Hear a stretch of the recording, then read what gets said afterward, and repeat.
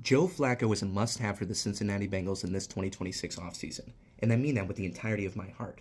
We cannot go another season, God forbid, Joe Burrow goes down like he did in Week 2 against the Jacksonville Jaguars, which I have a lot of thoughts on and maybe I'll make a video on in the future, and we have to rely on Jake Browning as our starter.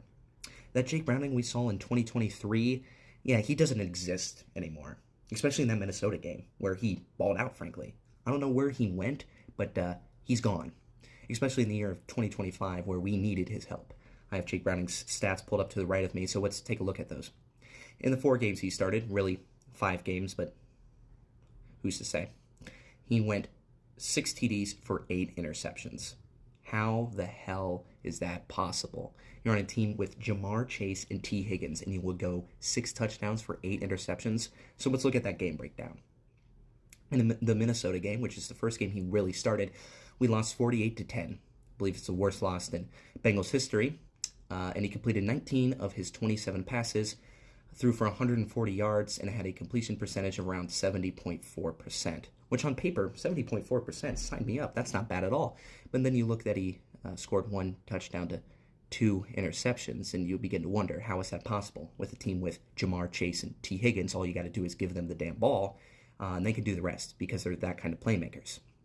Same thing to say about that Denver game where we lost 28-3. He completed 14 of his 25 passes for 125 yards and a 56% completion percentage and scored 0 touchdowns. Again, on a team with Jamar Chase and T. Higgins, he scored 0 touchdowns. Now, let's look at when Joe Flacco entered the picture. Again, I'm going to pull up his stats to the right of me, and we're going to take a look.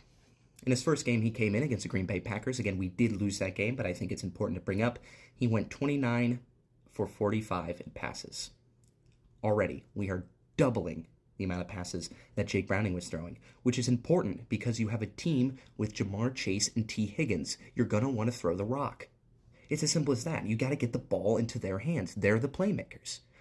He had a completion percentage of 64% and threw for 219 yards. Again, almost doubling what Jake Browning was doing. Next, we go to that Pittsburgh game, which we won. Joe Flacco went 31 for 47 and had a completion percentage of 66% and threw for 342 yards and 3 touchdowns. That's phenomenal. That's amazing. That's Joe Burrow numbers. At the top of Joe Burrow's game, that is what we're seeing here. And Jake Browning cannot live up to that.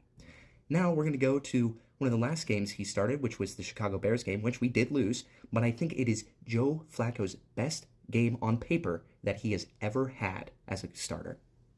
At 41 years old, he went 31 for 47. He had a